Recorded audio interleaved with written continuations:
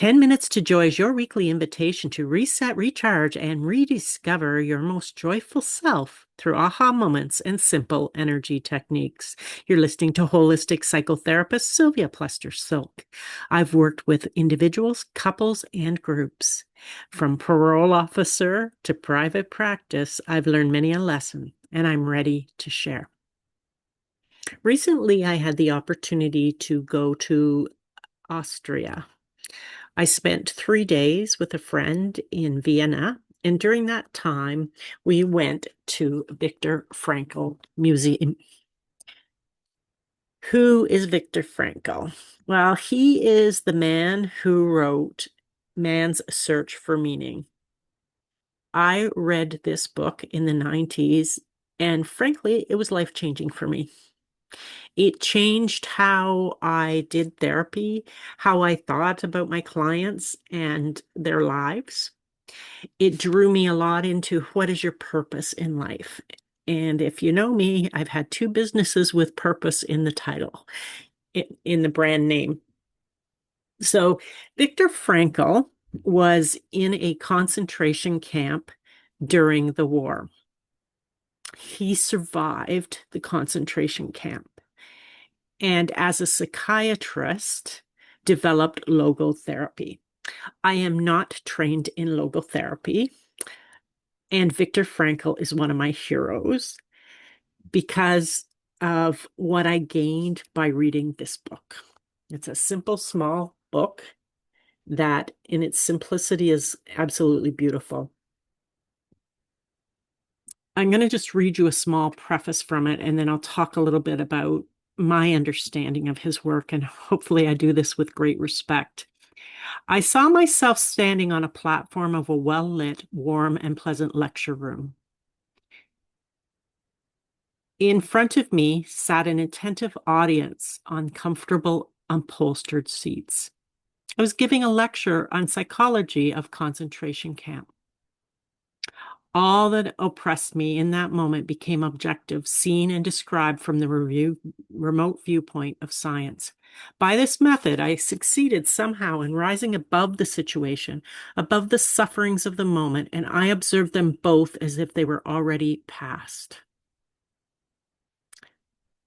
So this was when he was on his way to a work camp where he had to walk a couple of miles in broken shoes to work for, generally they worked for, I think it was 12 hours a day, or it may have been more, under torturous, oppressive systems.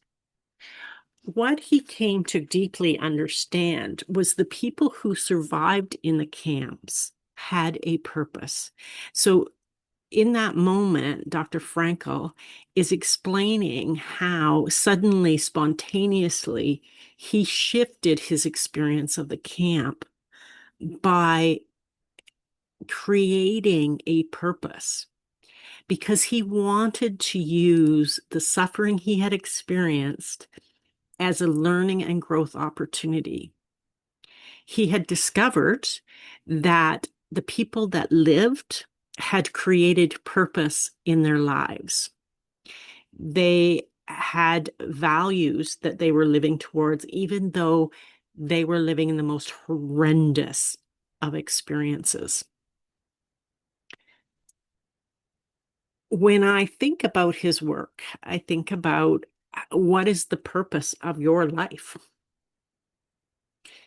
And I believe he would argue and say that if you do not have a purpose in life, something that is important to you, that is core and central to your own personal values, then you can't experience joy. He watched people who got into themselves and got caught in the suffering and became, as he described them, less than human, like animals, because they were so caught up in the suffering. Enough of talking about the absolutely horrific experience in concentration camps. I want to spend our time today talking about what is your purpose? For me, my purpose is helping others, individuals and couples, to have a more joy-filled life. Okay, so that sounds really, we're talking about concentration camps and then we're talking about joy, and they seem so far away from each other. To me, when I think of joy, it is about what are we giving? What is our accountability? So I think that for me there it has those two aspects, and I think that's somewhat similar to Frankel's, but worded very, very differently. It is all about what we choose to focus on. Do we focus on what's broken and what's not going well in our lives? Or do we focus on, and I'm going to use the word manifest, something different for ourselves?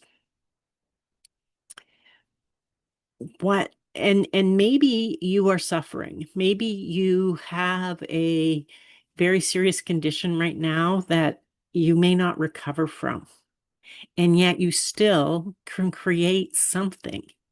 For some people, it's the creation of art.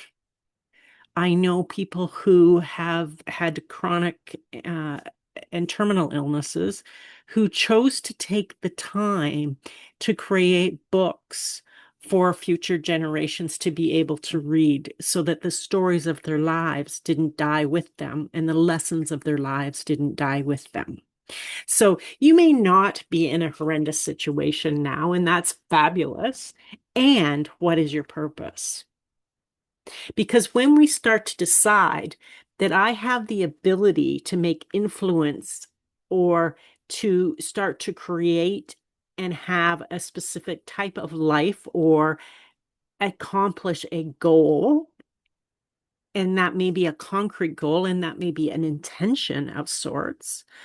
But as we seek out an intention that has creativity, that is aligned with our personal values, it is then that we can really champion life and live life more joyfully, because purpose leads to joy.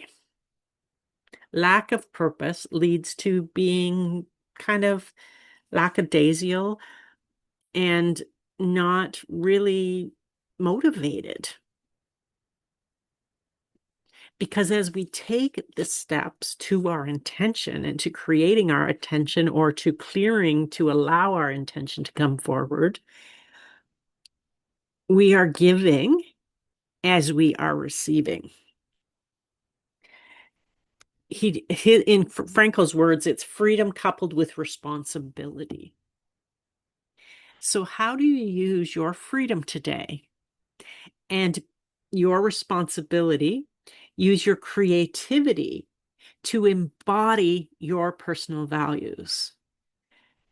And if you don't know what your personal values are, there are lovely personal value exercises available online that I would encourage you to check out. Because when we're living consistent with our value system, we're able to make choice in life. We're able to choose friends that share our values. And it's not to say that we have to agree on everything, but there's certain core values that when we don't match up, it's harder to be friends with somebody. When we know our personal values, we can make choice around livelihood, I meant to say, and what we do to make a living. So our values are very core. Opening and taking responsibility and really giving some intention to what we want to create in this life are some of the avenues to joy. So take the time, sit down, and really ask yourself, what's your purpose in life? And I'm not talking necessarily esoteric purpose. Your purpose could be, I have a new puppy and I'm training them. And that could be an interim purpose. And that's a fabulous purpose and a really good purpose. So ask yourself, What is it that I am doing in life that has meaning for me, that is aligned with my values? And how can I bring even more of that into my life? What is it that I can do to create that reality for yourself and for those that you love around you? Remember, so we've shared enough 10 minutes of joy. Excuse me. We've shared another 10 minutes of growth together. Remember, joy is a practice, not a destination. Keep moving forward, and I'll be right here with you next week.